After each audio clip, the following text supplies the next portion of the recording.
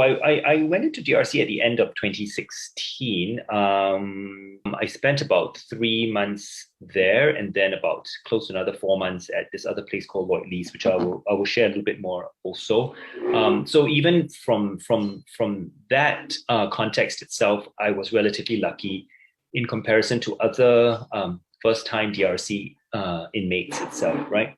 I think many would spend relatively longer times, like 4 months, a little over 4 months, if not 6 months, in DRC itself. So my 2 plus to 3 months in DRC itself was a rather privileged experience itself already. And I think that maybe that was primarily because I think that within that system itself, they have a certain notion of what people are considered to be low risk and high risk, right? And I think that myself in addiction recovery would probably see that that's actually a very flawed system itself, right? Or a very flawed concept. So I went in at the end of 2016, spent the first couple of months in 2017 there. Off the bat, I would like to say that the arrest definitely broke me out of the cycle of addiction, right? So that part I think we have to be realistic that the arrest definitely broke me out of the cycle of addiction. But within DRC itself, it's definitely very much more of a prison rather than the rehabilitation aspect of it. In fact, what I would say is that it is very much a prison with some rehabilitation elements in it, right? So conditions are very much like any other prison system, right? It is a cell, 8 people to a cell.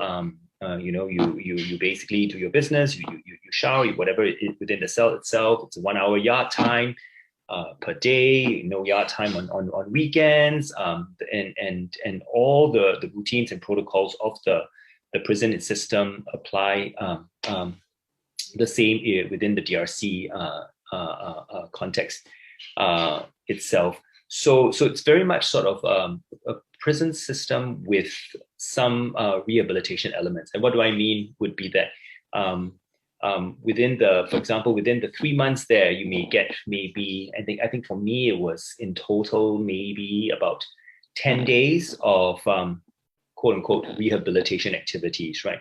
And that would range from going to these classes to talk about addiction, as well as also they had this thing called like these NTUC classes sponsored by NTUC, which was to sort of in many ways try to help people reintegrate into working life before you were released. So if you think about it in total between the let's say 2.5 to 3 months, you got a 10 days of actual rehabilitation, then and there's a big question mark there into what the true intent of DRC is, right? So that was my experience. I would also say that I was very, very, very lucky, right? I was very lucky because I had people outside activating and pushing things for me, right? So that I could get timely visits. I was probably one of the fortunate ones where I had people out there who were able to activate someone to come in to speak to me, to at least run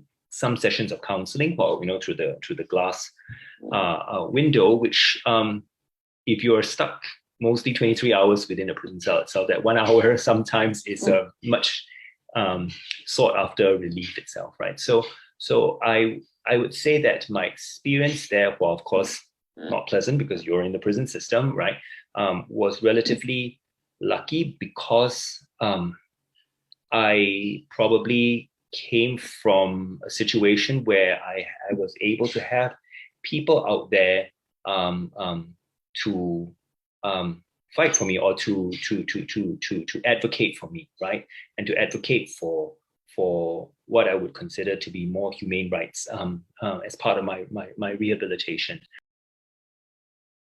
I think my experience compared to many others, right, was quite different, and I think many of my other cellmates definitely did not have people, or the good fortune or the privilege to have people outside advocating for them, right? Many of them, you could say that they were they probably had a family visit much later than me, even though they had come in around the same time or even earlier. Because why? You know that you are picked up by CNB, and they don't find that it is their responsibility to let your loved ones know that you've been arrested until much later, right? So for other inmates whose families or who may not have whose loved ones may not have had the means to be able to source for this information or to advocate for them, you'd find that they're oftentimes sort of just drifting, right? And they're waiting for their first family visit.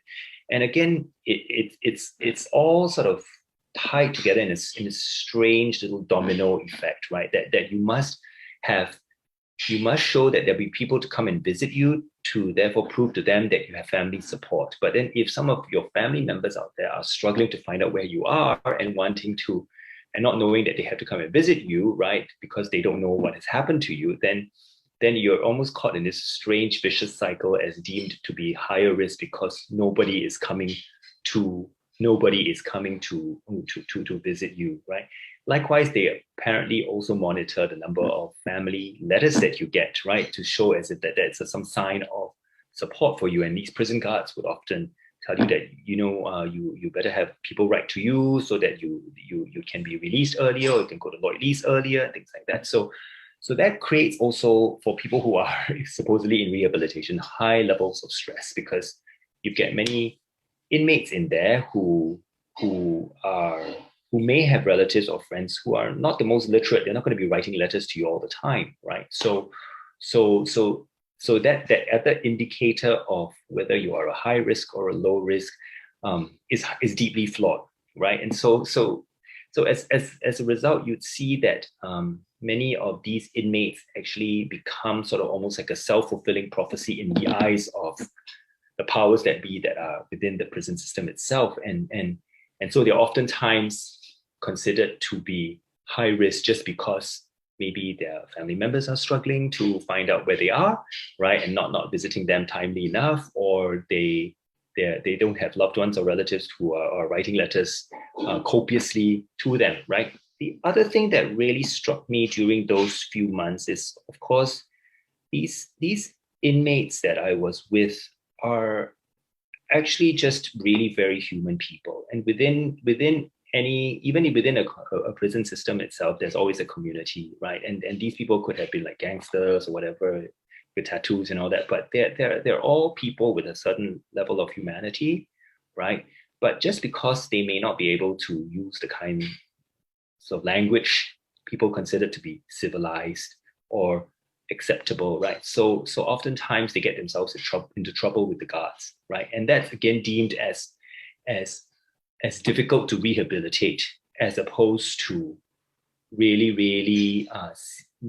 looking at other more meaningful indicators of whether they are actually high risk or low risk, right? But these people just were not in many ways schooled to say the right things to guards, or to use the right words to prison guards. Like I said, I wanted to talk a little bit about the people, right? And the people, be it the prison guards, be it the counselors, be it the people who were teaching us these programs, right? They call it programs. I choose to believe, I think that they're, in large ways, they are well-intentioned, but again, they are so, now looking back, right, upon years of reflection, they're so, I think they're so inadequate in terms of the tools that they have. And I think that there's also a tremendous lack of training. Many of the people who were teaching us these classes, be it an addiction or how to be reintegrated into the work conditions, you could see that they were either had their roots in religious groups, right? And they wanted to be like part-time counselors or part-time. So they themselves had very little knowledge of what addiction means, like what. So one thing that struck me was, we were all sitting in a circle once, right? And then the counselor who was teaching us this class, as well-intentioned as he was just like, so why you take drugs? Why you take drugs? Why you take drugs? Right? But then, and it felt almost a little condescending, even though it was well-intentioned. And And there was a guy who says, I took it because I worked 2 jobs and I needed to stay awake. I needed it to keep me awake. I needed to give me strength. I needed to and that's because he was taking meth at that point. And we know that meth actually also for the first couple of months, right, it really revs your energy. And the guy's response was, but you take it, it's bad for you. So it's the rehabilitative element of it is very rudimentary and sometimes quite and even though it's well intentioned, it comes off as actually quite condescending to these people who actually have all individual stories to their addictions, and if we were to perhaps maybe go deeper into their individual stories about their addictions, I think that rehabilitative quality would actually be a lot more meaningful. But again, it goes back to the philosophy, right? It's actually just a prison system with a little bit of rehabilitation, with a little bit of rehabilitation incorporated into it. Most of our interactions were not even with these people, but primarily with these guards, right? And so if for people who are supposedly in this rehabilitative, even if it's state mandated, right? Because the DRC is supposed to be state mandated rehabilitation. So if most of our time, our interactions were with the prison guards, you can see that the prison guards themselves were far from using any language of rehabilitation, right? And it was always coming from a place of like, if we let you out, will you punk the system, right? If we let you out early, will you disappoint the system?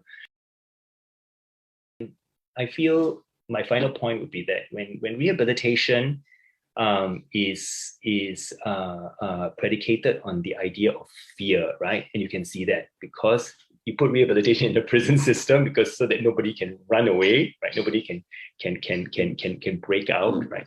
So when rehabilitation is predicated on fear, I think it's almost very much a lost cause, right? But having said that, the experience taught me a tremendous amount of humanity, right? It exposed me to a part of Singapore society that I think deserves a tremendous amount of attention, right? And I think that ultimately, that's why I think I think it's fantastic what Transformative Justice is doing, because I think in many ways the work here is really about honoring these individual voices, these individuals, and these individual stories.